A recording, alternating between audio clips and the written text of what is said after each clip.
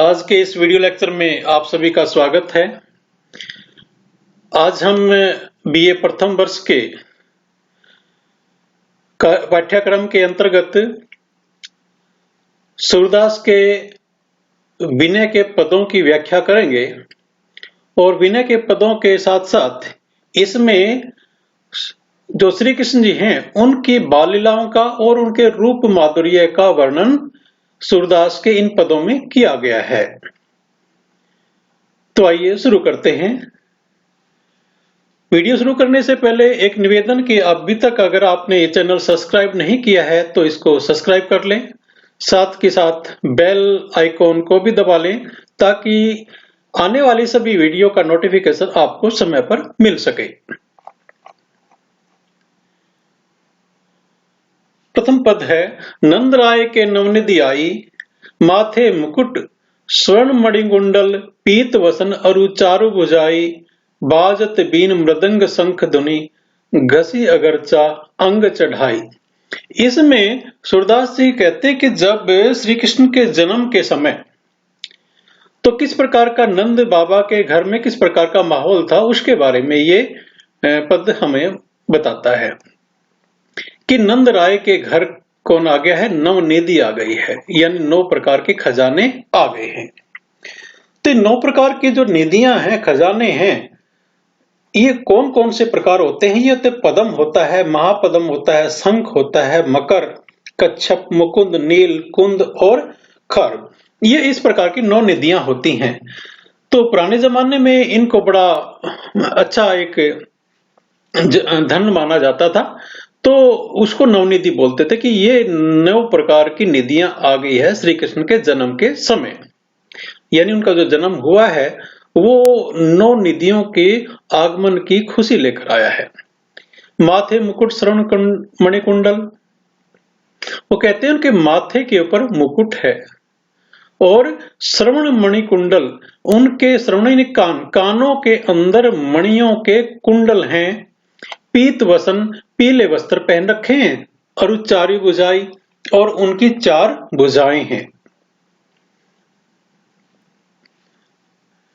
बाजत बीन मृदंग शंख धुनि, और वो जो किस प्रकार से जो गायन वादन चल रहा है वहां पर बीन बज रही है, मृदंग बज रहा है, शंख बज रहे हैं, और उनकी जो धुनि है उनकी सारी की इनकी धुन बज रही है, उनकी आवाजें आ रही हैं। घसी अगरचा अंग चढ़ाई, और श्री कृष्ण के शरीर के ऊपर चंदन का लेप चढ़ाया जा रहा है। अगरचा अंग चढ़ाई यानी उनके चंदन का लेप उनके शरीर पर किया जा रहा है।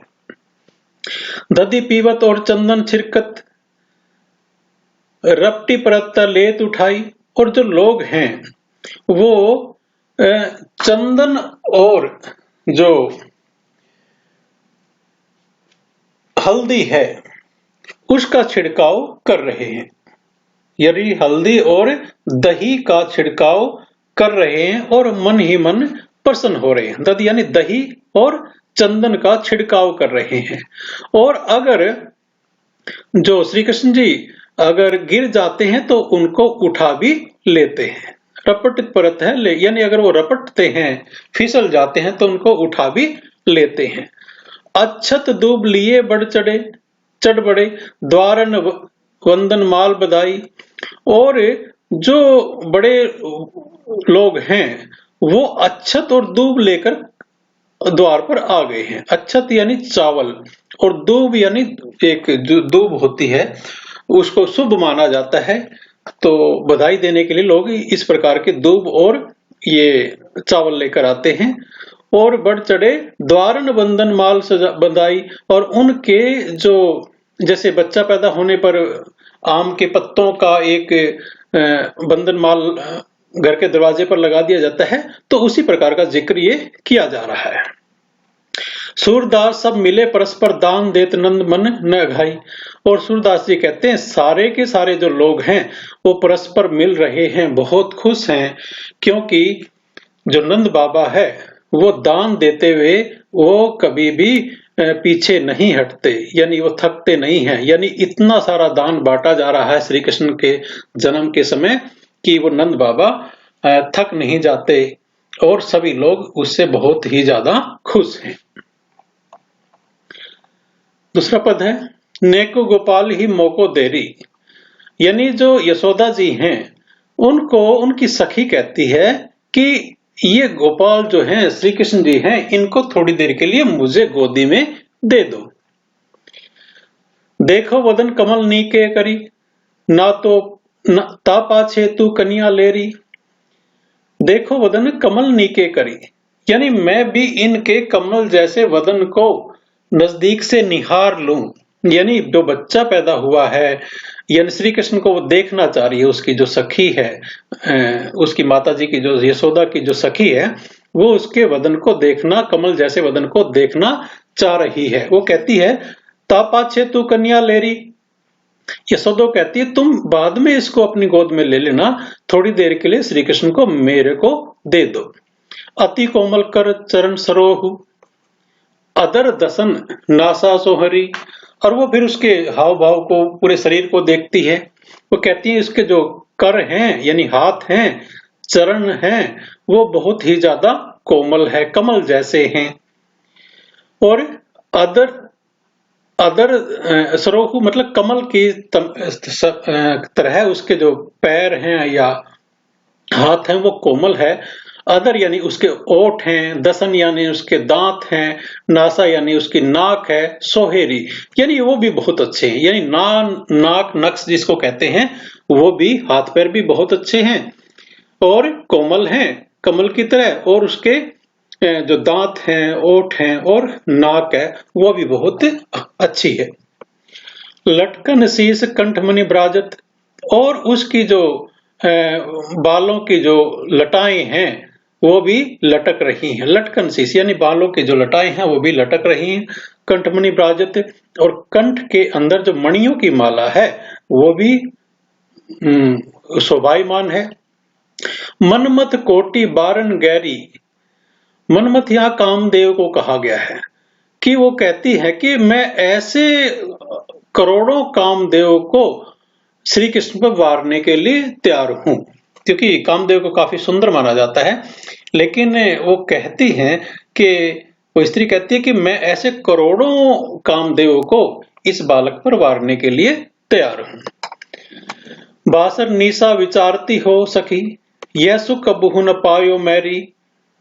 वो कहती है कि मैं बासर निशा यानी दिन और रात विचारी हो सकी, यानी मैं जिस सुख के बारे में दिन रात सोचती रहती थी, यह सुख कभू न पायो मैरी, लेकिन मैंने ऐसा सुख कभी नहीं पाया था जो सुख मैंने अभी श्री कृष्ण के जन्म के बाद पाया है। निगमनि धन संकादिक सब रस बड़े भाग्य पायो है तेरी। निगमनि धन यानी निगमनि वेदों को कहा जाता है कि वेदों की प्रताप से, सनकादिक सबरस यानी सनक आदि ऋषियों के आशीर्वाद से और बड़े भाग्य से यह दिन आया है जिस दिन ये भगवान श्री कृष्ण ने यहाँ पर अवतार लिया है, एक बालक के रूप में जन्म लिया है। यानी जो वेद हैं और सनकादि जो ऋषि हैं उनका भी ये प्रताप है, और जिसके कारण हमारे भाग्यों में ऐसा जो पुत्र प्राप्ति हुई है। जाको रूप जगत के लोचन, कोटिक चंद्र रवि लाजत वैरी, और जिसके जाको यानी जिसके रूप के कारण जो जगत के लोचन, जगत की पूरी संसार की आंखें, कोटि चंद्र रवि लाजत वैरी यानी चांद और सूरज भी लजाते हैं। यानी श्री कृष्ण का जो रूप है इतना अच्छा है कि पूरे संसार की जो आंखें हैं और जो चंद्रमा है और सूरज है वो भी उसके सामने लजाते हैं। सूरदास बलि जाय जसोदा, गोपिन प्राण पूतना बैरी। सूरदास जी कहते हैं कि जो यशोदा जी हैं उसकी बलिहारी जाती हैं, उसकी बलाएं लेती हैं। किसकी? गोपिन प्राण यानी गोपियों का जो प्राण है, गोपियों प्राण मतलब श्री कृष्ण जी। पूतना बैरी, और जो पूतना नामक राक्षसी का बैरी है, शत्रु है, यानी ये भी श्री कृष्ण है। श्री कृष्ण के दूसरे नाम है पूतना बैरी और गोपिन प्राण। यानी जो गोपियों के जो प्राण हैं, गोपियों के जो प्यारे हैं और पूतना के जो बैरी हैं, वो ऐसे श्री कृष्ण की यशोदा बलाएं लेती है।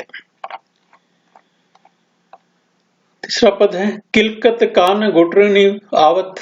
इसमें भी बाल रूप का वर्णन किया गया है कि जो किलकारी मारते हुए जो कान्हा है वो घुटनों से चलते हुए आ रहे हैं। मणि में कनक नंद के आंगन बिंब पकरीबे दावत। और जो नंद का आंगन है, नंद बाबा का जो आंगन है वो सोने का है और उसके अंदर मणियां लगी हुई हैं। मणि में है वो, यानी मणियां भी लगी हुई हैं और उसका आंगन सोने का है और उसके अंदर वो घुटनों से श्री कृष्ण जी चल रहे हैं। बिंब पकड़े बे दावत, और वो अपनी परछाई को पकड़ने के लिए भाग रहे हैं। धावत यानी भाग रहे हैं, बिंब यानी अपनी परछाई, पकड़ीबे यानी पकड़ने के लिए, यानी वो उसमें घुटनों के बल चल रहे हैं और अपनी परछाई को पकड़ने के लिए दौड़ते हैं, भागते हैं घुटनों के बल। कबहू निरखी हरि आपहू को करसो पकड़न चाहत। और जो प्रभु हैं यानी भगवान श्री कृष्ण जो हैं वो अपने आप को ही देखते हैं, यानी जो परछाई में अपने आप को ही देखते हैं। करसो पकड़न चाहत, और अपने हाथ से ही उसको पकड़ना चाहते हैं, यानी अपनी परछाई को खुद ही पकड़ना चाहते हैं। किलकी हसत राजत दैद्वतिया पुनि पुनि तिहि अगवाहत। और वो किलकारी मारकर हंसते हैं, किलक ही हसत यानी किलकारी मारकर हंसते हैं। राजत द्वैदतिया, और दोनों जो छोटे छोटे दांत हैं यानी अभी उसके दांत आने शुरू हुए हैं उनको वो दिखाते हैं। पुनि पुनि तिहि अगवावत, और बार बार उन्हीं दांतों को दिखाते हैं, यानी दांत किलकारी मारकर अपने दांतों को पुनः पुनः दिखाते हैं। कनक भूमि पद कर पग छाया, यह उपमा एक राजत। और जो सोने की भूमि है, यानी जो नंद का जो आंगन है, यानी सोने की जो भूमि है उसके ऊपर पद कर पग छाया, यानी हाथ और पैरों की जो छाया है उसको वो पकड़ने के लिए भागते हैं। करी करी प्रतिपाद प्रति मनु बसदा, कमल बैठ की साजत। और वो करी करी प्रतिपद प्रति मनी वसुदा, यानी जो वसुदा है यानी पृथ्वी है, जब श्री कृष्ण जी अपना घुटनों के बल आते हैं तो उनके जो हाथ हैं और उनके जो पैर हैं उसके लिए जो वसुदा है, पृथ्वी है, वो कमल की बैठक तैयार करती है, यानी कमल का आसन बिछा देती है जिसके ऊपर वो चल सके और बैठ सके। यानी श्री कृष्ण को कुछ भी कष्ट नहीं होने देना चाहती जो पृथ्वी, वो इतनी मुलायम हो जाती है कि वो कमल की तरह, उसकी कमल के पत्ते की तरह उसको उसकी बैठक तैयार करती है, उसका आसन तैयार करती है, सजाती है। बाल दशा सुख निरिख जसोदा पुनि पुनि नंद बुलावती। और बालक की दशा को, यानी बालक की दशा का सुख, यानी वो अपने बच्चे को देख रही यशोदा और उसको बहुत अच्छा लग रहा है।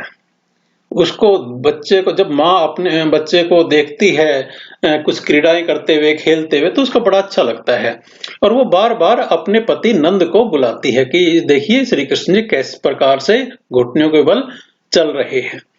अचरा तरले ढाकी सुर के प्रभु को दूध पियावती।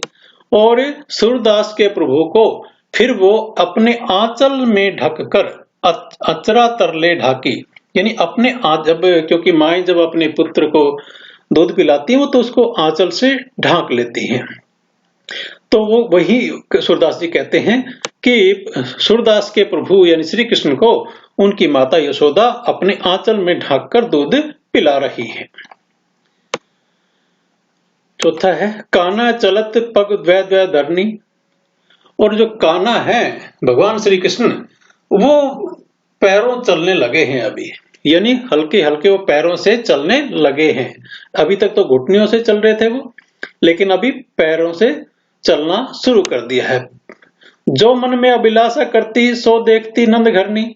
और नंद घरनी यानी नंद की पत्नी यशोदा, यानी यशोदा अपने मन में जो अभिलाषा करती थी, इच्छा करती थी कि मेरा बेटा कब चलना शुरू करेगा, हर माँ ऐसा सोचती है, और वो अभी जो उसकी अभिलाषा थी वो पूरी हो गई और वो इच्छा उसकी पूरी होगी, इसलिए वो बार बार उसको नंद की जो घरनी है, नंद की पत्नी यानी यशोदा, उसको देख रही है। रुनक झुनक नूपुर पग बाजत, और उसने जो पैरों में जो नुपुर यानी घुंघरू बांध रखे हैं, उनकी जो रुनक झुनक की आवाज बड़ी अच्छी लग रही है। ध्वनि अति हिमन हरनी, और ऐसी धुन है वो जो मन को हरने वाली है। बैठी जात पुनि उठत तुरंत ही सोच छवि जाए न बरनी। कभी श्री कृष्ण जी बैठ जाते हैं, कभी फिर पुनः उठ जाते हैं तुरंत, यानी एक बार बैठते हैं उसके बाद तुरंत ही उठकर चलने लगते हैं। सोच छवि जाए न बरनी, यानी ऐसा सुंदर दृश्य है जिसकी छवि का वर्णन नहीं किया जा सकता। ब्रज युवती सब देखी थकित भई, सुंदरता की सरनी। चिरंजीवी जसोदा को नंदन, सूरदास को तरनी। और यहां पर कहते हैं कि जो ब्रज की युवतियां हैं, यानी जो गोपियां हैं, वो सब श्री कृष्ण को देखते देखते थक गई हैं। यानी वो सारा दिन से उसको देख रही हैं, और वो देखते देखते जब थक जाती हैं तो सुंदरता की सरनी, वो भगवान की सुंदरता की शरण में चली जाती हैं। यानी एक बार जब थक जाती हैं, फिर उसको देखने लग जाती हैं, और फिर उसकी सुंदरता की शरण में चली जाती हैं। चिरंजीवी जसोदा को नंदन, सूरदास जी कहते हैं कि मेरे को तारने वाले जो यशोदा के नंदन हैं, वो चिरंजीव रहे, उसकी बहुत ज्यादा आयु हो। पांचवा है शोभा सिंधु ने अंतरहीरी। इसमें नंद नंदन भूरी पूरी उमंग चली, ब्रज की बथनी फिर ही बहिरी। देखी जाए आज गोकुल में घर घर बेचती फिरती दहीरी। कह लगी कहो बनाई बहुविधि, कहत न मुख सहस निभीरी। जसुमति उदर अगाध उदिते, उपजी ऐसी सबनी कहिरी। सूर्य श्याम प्रभु इंद्र नीलमणि, ब्रज वनिता उर्लाई गहिरी। यहाँ पर श्री कृष्ण की सुंदरता के बारे में जो गोपियां हैं वो बताती हैं कि शोभा सिंधु न अंतरहीरी, यानी शोभा इतनी सुंदरता का सागर है। भगवान जो श्री कृष्ण हैं वो इतना सुंदर है कि उसकी उपमा शोभा सिंधु से किया गया, यानी समुद्र, सुंदरता का समुद्र है। और न अंतरहीरी, और उसका कोई भी अंत नहीं है, यानी इतनी सुंदरता है कि उसका कोई भी अंत नहीं है। नंद भवन पुरी बुरी उमंग चले, ब्रज की बिथनी फिर ही बहिरी। और वो कहते हैं कि जो नंद बाबा का जो भवन है, उससे वो पूरे वेग के साथ, यानी ये जो सिंधु है, सुंदरता का जो एक नदी है, समुद्र है, वो कहां से निकलता है? वो नंद भवन से निकलता है, यानी नंद बाबा के भवन से निकलकर पूरे उमंग से चलता है। और ब्रज की जो गलियां हैं उनमें बहता फिरता है। ब्रज की बिथनी फिरती, यानी ब्रज की जो गलियां हैं उसके अंदर श्री कृष्ण जो भगवान है बहुत सुंदर हैं, वो एक समुद्र की तरह ब्रज की गलियों में बहते हुए फिरते हैं। देखी जाई आज गोकुल में घर घर बेचती फिरती दहीरी। और वो गोपी कहती कि मैं आज गोकुल के घर घर में दही बेचती फिर रही थी, तब मैंने श्री कृष्ण को देखा है। यानी उसके सुंदरता के बारे में कब देखा है? क्योंकि आज मैं गोकुल में घर घर दही बेचती फिर रही थी, तब मैंने उसको देखा है। कह लगी को कहो बनाई बहुविधि, कहते न मुख सहस्त्र निभेरी। कि बहुत लोग बहुत विधि से कहते हैं, यानी लोग अपने अपने तरीके से कहते हैं, यानी उसकी सुंदरता का वर्णन करते हैं।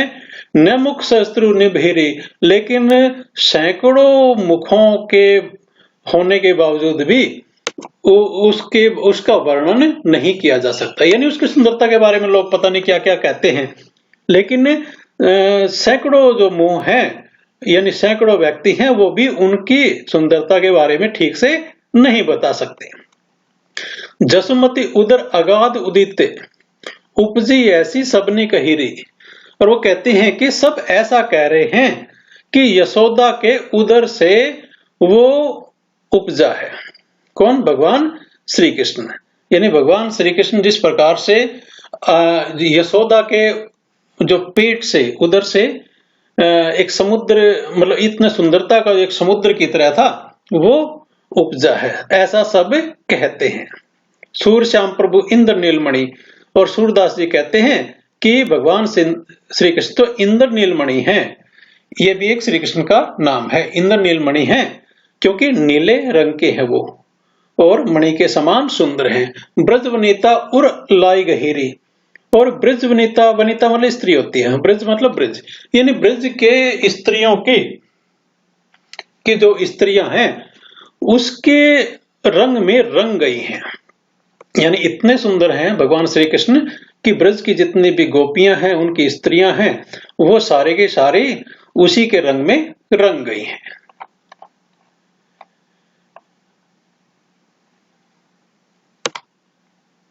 छठा है श्याम सुत जल सुत की माला, आते ही अनुपम छाजारी, मनहु बाल कपाती नवधन पर, यह उपमा कुछ ब्राजारी, पीत हरित सित अरुण मालवन, राजित हृदय विशाल री, मानहु इंद्र नभ मंडल प्रगट, भयोति ही काल री, भृगुपद चिन्ह उर्स्थल प्रगटे, कौस्तुभ मणि डिंग दर्शत री, मैनो बाट बैठे मानो पट, बिंदु एक संग अर्ध निशा मिली हर्षत री, भुजा विशाल श्याम सुंदर की, चंदन खोई चढ़ाई री, सूर सुभंग अंग अंग की शोभा, ब्रज ललना ललचाए री। तो यहाँ पर भी उसकी जो सुंदरता है उसका वर्णन किया गया। श्याम हृदय जल सुत की माला, यानी श्याम भगवान श्री कृष्ण जो है उसकी जो छाती पर जल हृदय यानी उसके वक्ष स्थल पर कमल के जो फूल हैं उनकी माला बहुत सुंदर लग रही है। अति ही अनुपम छाजरी, यानी बहुत सुंदर लग रही है। किसकी माला? जल सुत की माला, यानी कमल के फूलों की माला। कहां? श्याम हृदय, शाम के गले के अंदर। मनहु बाल कपति नवधन पर, यह उपमा कुछ ब्राजरी, और ऐसा लगता है जैसे जो नए नए जो धन, मतलब नए घन पर, यानी नए नए बादलों पर जो अपने पक्षी हैं, जो बुगले हैं, बुगलों की पात जिस प्रकार से चलती है, यह उपमा उसी प्रकार से लग रही है। तो यहाँ पर जो बादल हैं वो काले रंग के होते हैं, और जो बगुले होते हैं उसकी पंक्ति में उड़ते हैं वो, तो वो बहुत अच्छे लग रहे हैं। यानी भगवान श्री कृष्ण के गले में जो कमल की फूलों की माला वो इसी प्रकार से लग रही है जैसे बादलों के बीच से, काले काले बादलों के बीच से जो सफेद बगुलों की पंक्ति जा रही हो। फिर बताया है कि पीत हरित सित अरुण मालवन, राजित हृदय विशाल री, और उसकी जो माला है, श्री कृष्ण के गले के अंदर जो माला है, उसके अंदर पीले, हरे, सफेद और लाल पुष्पों की माला है, और वो उसके हृदय पर बहुत अच्छी लग रही है, सज रही है। यानी उनके जो वन के फूल हैं वो अलग अलग रंग के हैं, पीले हैं, हरे हैं, सफेद हैं, लाल हैं। इस प्रकार के जो फूल हैं उनके जो उसकी जो माला बनाकर वो बहुत अच्छी उनके हृदय पर लग रही है। मानह इंद्रधुन नभ मंडल प्रगट भयो तिहि कालरी, और ऐसा लगता है जैसे नभ मंडल में यानी आकाश के अंदर इंद्रधनुष प्रकट हो गया हो। भृगुपद चिन्ह उर्स्थल प्रगटे, और यहाँ पर जो भृगु ऋषि होते हैं उनके पैरों का जो निशान है उनकी छाती के ऊपर प्रकट हो रखा है। उनकी पैरों, उनकी छाती के ऊपर वो भृगुकुल के जो नहीं भृगु ऋषि हैं उनके पैरों का निशान है। कौस्तुभ मणि डिंग दर्शत री, और जो कौस्तुभ मणि भी साथ साथ वहां पर सुशोभित हो रही है। एक मणि का नाम है कौस्तुभ, वो भी वहां पर दिखाई दे रही है, सुशोभित हो रही है। और उसको ऐसा लगता है जैसे बैठे मानो पट बिंदु एक संग, अर्ध निशा मिली हर्षत री, और ऐसा लगता है कि आधी रात के अंदर 6 जो चांद एक साथ मिल गए हों। जैसे आधी रात के अंदर जो 6 चांद हमेशा एक साथ मिल गए हों, बैठे मानो पट बिंदु एक संग। यानी यहाँ पर 6 जो हैं एक साथ जो चांद आधी रात में एक साथ मिल गए हों, इस प्रकार का हर्ष हो रहा है, इस प्रकार की खुशी हो रही है, इस प्रकार की जो चांदनी चारों तरफ फैली हुई है। भुजा विशाल श्याम सुंदर की चंदन खोरी चढ़ाई। और जो श्याम हैं भगवान श्री कृष्ण हैं, उनकी जो भुजाएं हैं वो बहुत अच्छी हैं, विशाल हैं, और उनके ऊपर चंदन खोरी है, यानी चंदन का लेप किया हुआ है। बाजुओं के ऊपर चंदन का लेप है।